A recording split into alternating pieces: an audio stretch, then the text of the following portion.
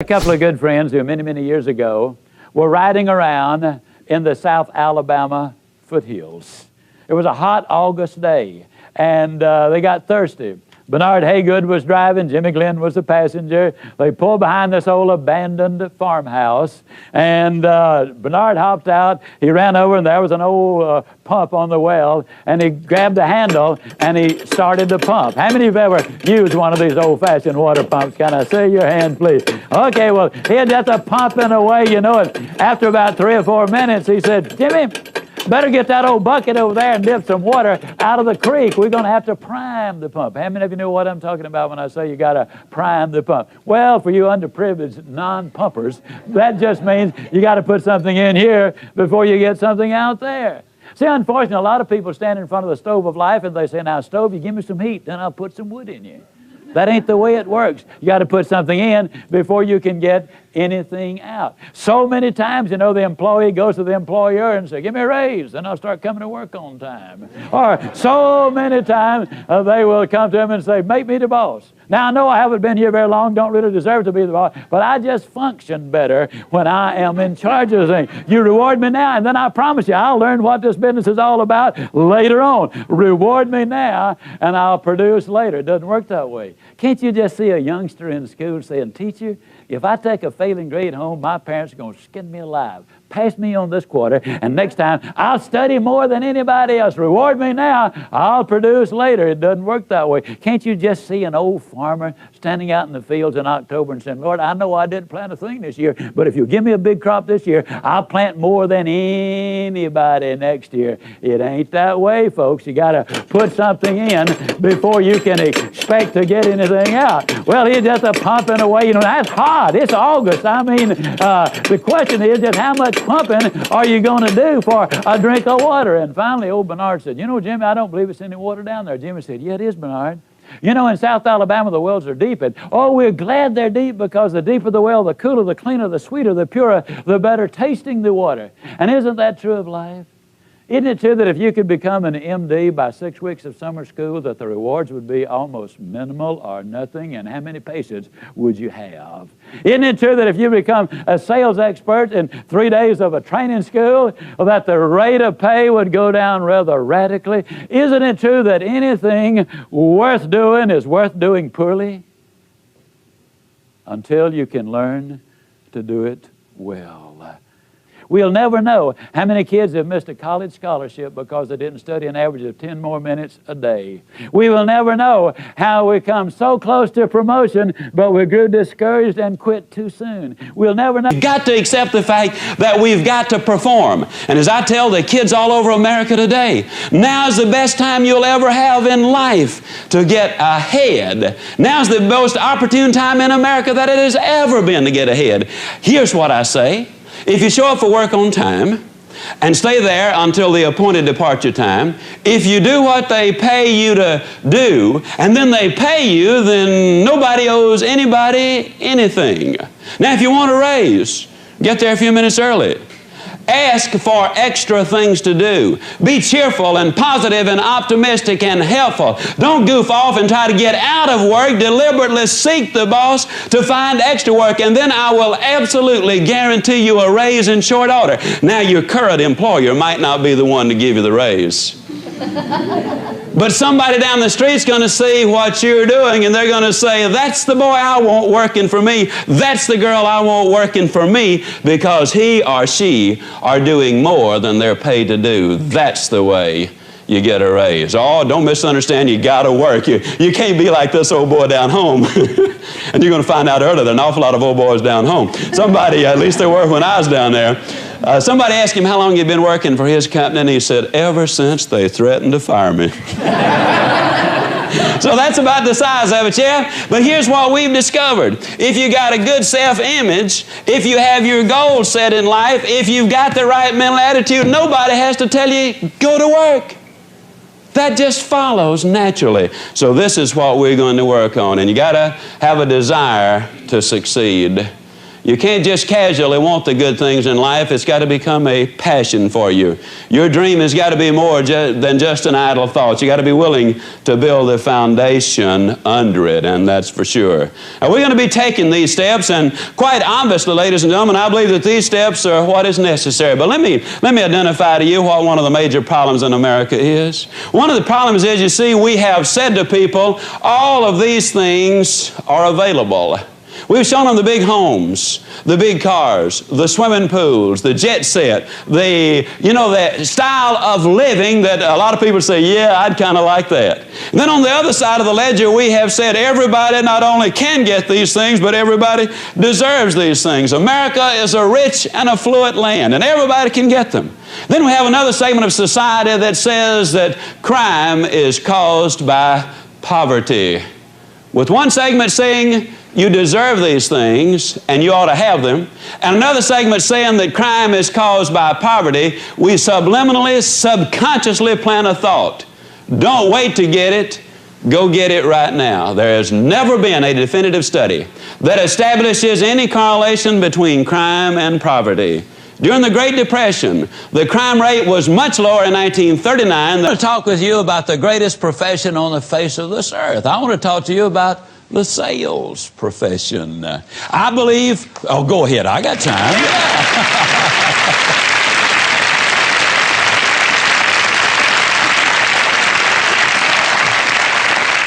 I just happen to believe that America is the greatest land on this earth because we are a land of salespeople. We're certainly not the greatest because we're the biggest, because we're not. Russia and China and Canada, Brazil, they're all bigger than we are. We're not the greatest because we have the most people. Why, India and Russia and China got lots more people than we have. We're not even the biggest because we have the most, or the greatest because we have the most natural resources, though we've certainly been abundantly blessed in that area. But then so has India, for that matter, much of Africa, parts of Russia, Canada, Brazil, all rich in natural resources. No, we're not the greatest because we have the most people or the most land, but we're the greatest because essentially we are a land of sales people. And I don't know how you feel about it, but I, for one, am tremendously excited about being a salesperson. The truth of the matter is, America was discovered by a salesman. Not by any stretch of imagination could you accuse Christopher Columbus of being a navigator. Now, if you'll remember, folks, that dude is looking for India. Now, he missed it 12,000 miles. Not by any stretch of imagination could you accuse him of being a navigator, could you? And you might say, well, yeah, but was he a salesman? Well, let me tell you the story. He was an Italian in Spain. Now, that's way out of his territory. He's only got one prospect to call on, and if he misses a sale, he swims home. Now, you tell me, was he a salesman or not? He called on Isabella, told her the story. She says, Chris, it sounds like a good idea, but man, $12,000 for 5 little old ships? See, a lot of people don't realize they started out with 5, but 2 of them did go over the side. You know? And you might as well know now. I tell folks I'm like a cross-eyed discus thrower. I don't set any records, but I do keep the crowd alert. And, you know, and I think that's important. He told Isabella the story, you know, and she related to it. She said, you know, it sounds wonderful, Chris, and if I could raise the $12,000, I'd buy the idea in a minute. But we don't have any money. How many of you salespeople have ever had a prospect tell you that they'd buy if they had the money, but they just don't have the money? Well, Chris looked at her and he said, look, Izzy. Now understand, I was not there, so I'm not certain this is verbatim, but you got that string of beads hanging around your neck. Now let's take them down to the pawn shop. We'll hock them. We'll finance this deal. Well, your history books will clearly tell you they used some unusual methods to raise the money to finance the trip. Let me share with you a true story out of my notebook of life. A number of years ago, got an incredible letter from a gentleman in Toronto with a substantial check in it. He said, my friend Steve Walker is following the wrong role model. He's working himself to death. His family is falling apart. His health is in danger. And he's modeling himself out of his boss. And he trusts you and respects you. If you will give us 1 hour, I will fly him to Dallas and give you this check. Wouldn't you love to have a friend like that? I sent the check back and I said, come on down. Steve and I had quite a little talk. And in our talk, I asked him why he had such a role model. What about this man that made him so completely important in his life? And he said, well, he's the most successful man I have ever known. And I said, well, Steve, what do you call success? Now, it took several minutes for him to go down the list. But the interesting thing is, though they're not in the same order that I have put them, or we list them now, these are the 8 things that he said he really considered to be successful. If a man was happy and healthy and at least reasonably prosperous and secure, if he had friends and peace of mind and good family relationship and the hope that the future is going to be better, he said, I'd consider that man as successful. Now I'm going to really encourage you to take some notes right here. And all I want you to do, and you'll be the only one that'll see it, somewhere right as I go down the list, write whether you get a plus on that one or a minus on that one. You'll be the only one to see it, but it might be an eye-opener. You see, most people never dare to evaluate really where they are. And you got to know where you are before you can really determine your chances of getting what you really want out of life. And so I said to Steve, I said, I understand that your boss is very important to you. You consider him to be successful.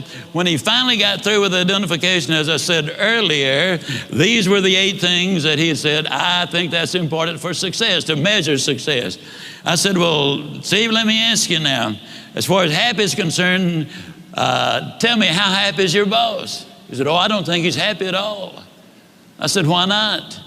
He said, well, I've never heard him laugh, and he seldom smiles, and besides that, he's got ulcers. I said, well, do I give him a plus or a minus? He said, oh, you give him a minus. Please grade yourself as we go. This is so important for you. Then I said, that also tells me something about his health if he's got those ulcers. Do I give him a plus or a minus? He said, you give him a minus.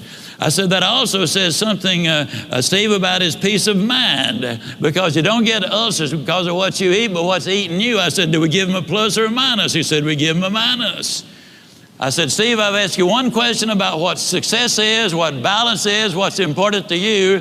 One question, and your boss comes up with 3 minuses. I said, tell me how prosperous he is. He said, man, he's got money running out of his ears and he's getting more every day. I said, we give him a plus on that one, don't we? He said, we sure do. I said, how secure is your boss? He said, well, he's as secure as money can make you. And I said, well, Steve, let me ask you, did you read where 2 billionaire brothers here in Dallas went bankrupt? I said, how does your boss compare? Oh, man, he doesn't have that kind of money. Did you read where our ex-governor was worth $100 million at one point? He's now bankrupt. How does your boss compare? Oh, he doesn't have to talk a little bit about goals on the line of how do you lose 37 pounds and write a book. I'm just going to kind of give you that as an example. For 24 years of my adult life, by choice, I weighed well over 200 pounds. I say by choice because, you see, I have never accidentally eaten anything. I mean, it's always been deliberate. And when I choose to eat too much today, I have chosen to weigh too much tomorrow. You can choose to set goals and realize your potential, or you can choose not to set them. Now, if you choose not to set them, you got to understand that the consequences are not going to be good down the road. For 24 years, I was going to lose that weight. As a matter of fact, in 24 years, I lost several thousand pounds of weight. How many of you already know exactly what I'm talking about? But it wasn't until I wrote it down, put a date on it, listed the obstacles I had to overcome, identified the people, the groups, the organizations I needed to work with, spelled out a plan of action, set that time limit in there, and identified all of the benefits to me. It was only when I did that that the goal became a reality, and I lost the weight. For 10 or 15 years, I was going to write a book. You know anybody who's going to do just a whole lot of things, folks? I was going to write a book. But it wasn't until I got busy writing the book and writing the plans first before the book ever materialized. Now, if it sounds like I'm trying to sell you on having goals, how many of you are getting close already? How many of you are becoming convinced right quick like that you need to have those goals? There's no question about it. The immortal J.C. Penney many, many years ago said, give me a stock clerk with a goal, and I'll give you a man who will make history. But give me a man without a goal, and I'll give you a stock clerk.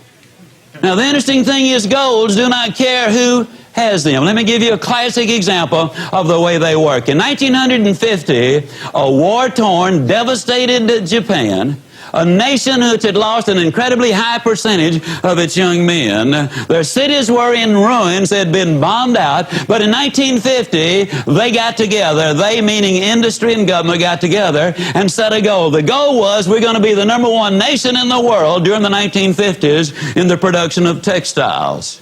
In 1959, ladies and gentlemen, they accomplished that objective. In 1960, they set another goal. We're going to be the #1 nation in the world in the production of steel. Now, when you understand there's no iron ore in Japan of any significance, there's no coal of any significance there, we're going to be the #1 nation in the world in the production of steel, it seemed like an absurd goal, and yet they reached their objectives. They had taken all of the steps. In 1970, the Japanese set another goal. They said during the 70s, we'll